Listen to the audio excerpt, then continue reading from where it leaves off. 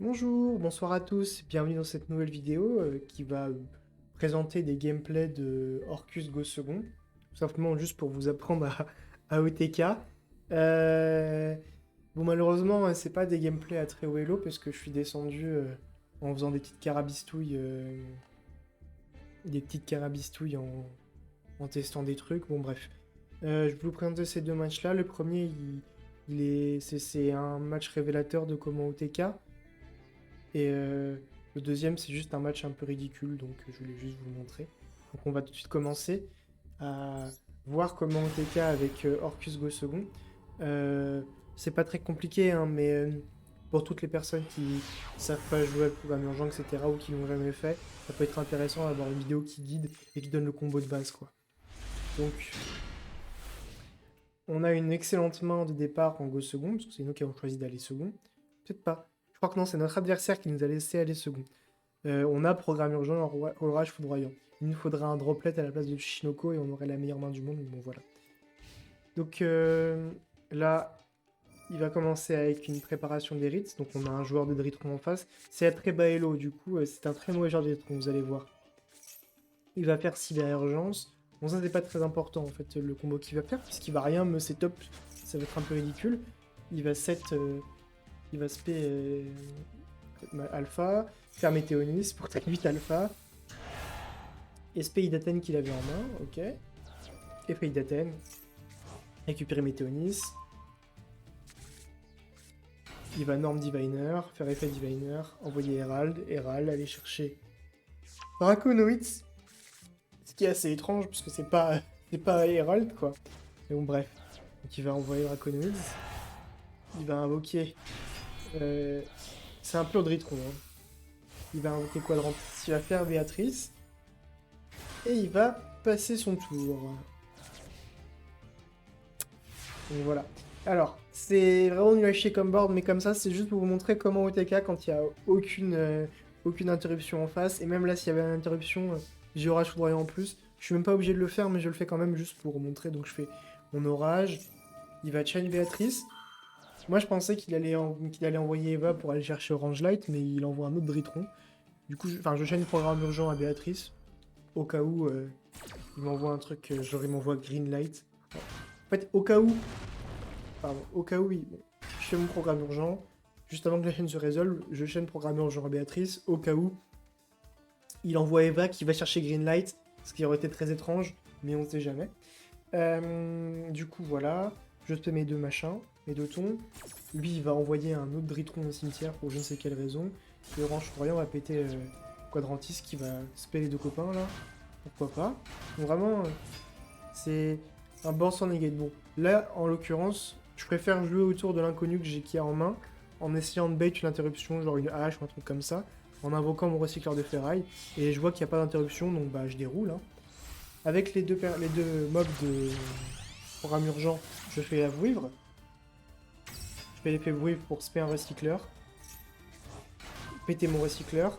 Ensuite, je vais pouvoir faire Chain Link 1 vouivre, Chain Link 2 citadelle pour chain block la vouivre.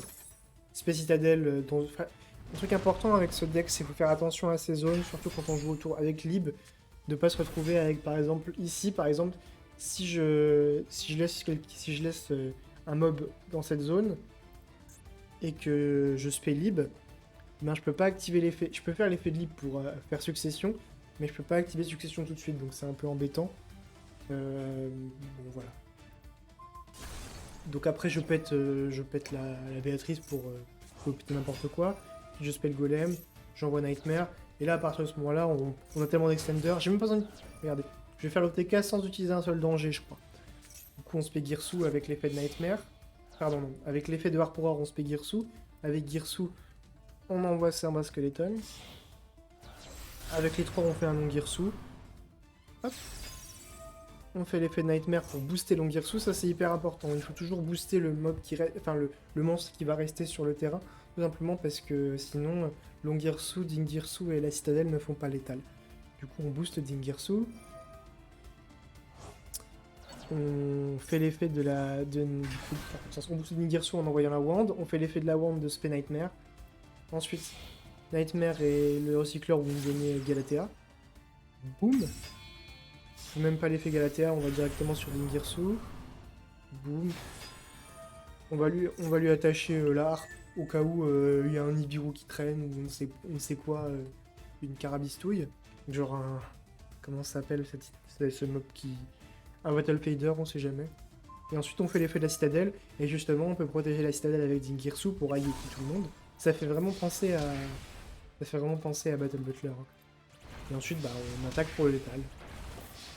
Vraiment un OTK très très simple sans negate, et surtout faut quand même se rendre compte que... on n'a pas utilisé Lib, et on avait encore 3 extenders en main. Donc on aurait pu manger n'importe quelle interruption qui nous rasait pas notre board assez facilement. C'est-à-dire que même s'il avait fait Herald et qu'il était allé chercher Orange Light, avec tous nos dangers, on aurait pu manger son Herald. Enfin, au sens, c'est negate de Herald. Donc on a vraiment une main sympa qui pouvait bait assez de negates et setup quand même l'OTK. Ou alors, à la rigueur, manger toutes les ressources de l'adversaire et peut-être mettre un crescendo et une protection de Dingirsu. Mais là, bon, j'ai juste montré l'OTK, voilà. Donc voilà, ça c'est le premier match. Effectivement, le board payait pas de mine adverse, mais je me suis dit que bon, ça pouvait être intéressant pour les gens qui ne savaient pas comment faire l'OTK. Donc voilà, et ensuite on va faire le deuxième match. Si je dis pas de bêtises, c'est encore un truc ridicule, c'est un truc encore plus ridicule, si tu fais pas de bêtises. C'est l'adversaire qui me laisse go first, puisqu'il joue Cyber Dragon.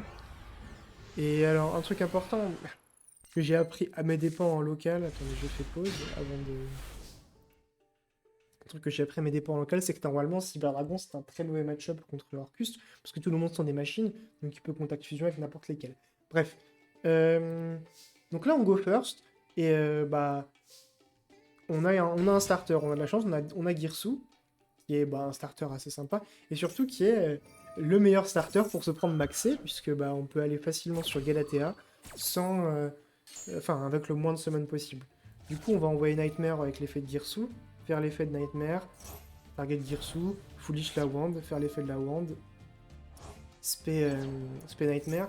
Là, en fait, on avait le choix entre passe tour et qui pioche pas, ou le faire piocher 2 et avoir une Omni Negate qui bannit. Du coup, moi j'ai préféré faire un Omni Negate qui bannit et le faire piocher 2, puisque bah, ça couvre plus de situations. Ça, c'est à vous de décider, hein, bien sûr. C'est ça, le fait de jouer autour de Maxi, je ne sais pas. On fait l'effet de Galatea, on envoie la wand dans cette crescendo, et on termine notre tour, puisque bah on est sous maxé.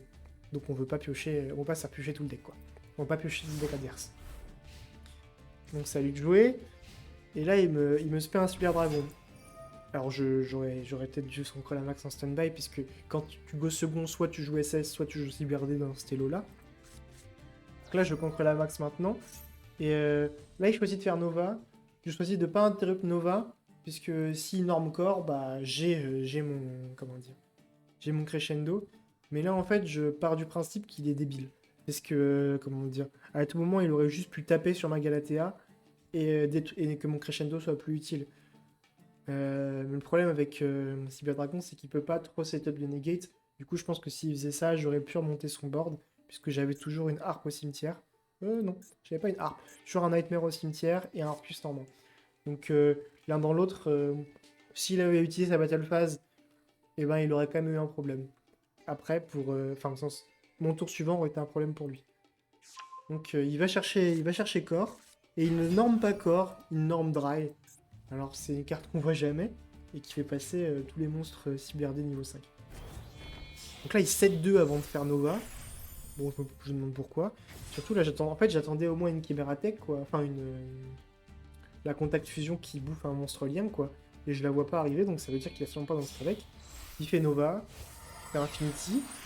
Je me dis, mais il veut pas essayer de bouffer ma Galatea quand même, il va essayer d'attaquer avant avec, dessus. Et en plus, il me fait draw parce que j'ai maxé.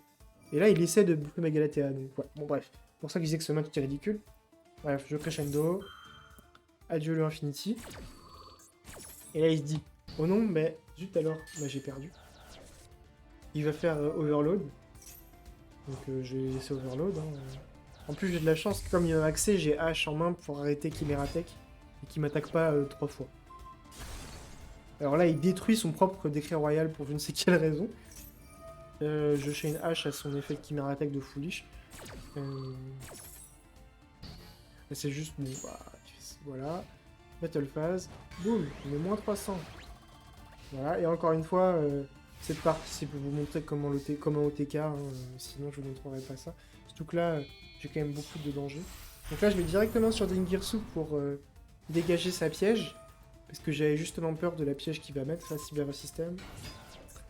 Débordement cybernétique, pardon, cybersystème c'est magique, mais débordement qui pète des MP, qui pète des cartes équivalent au nombre de cyberdés sur le terrain, donc là ils vont répéter une. Et donc avec Dingirsu, je peux l'enlever directement.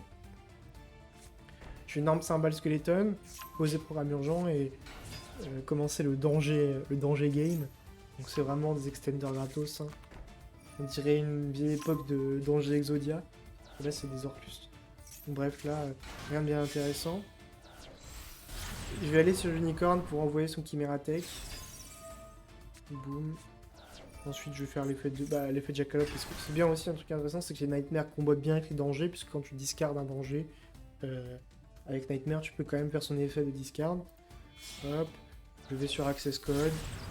Puisque je pars du principe que... Bon, déjà, il y a un corps en main, et la deuxième carte est inconnue, mais il m'a rien fait pour l'instant, donc je suppose qu'il n'a rien, en fait. Du coup, je commit sur Access Code.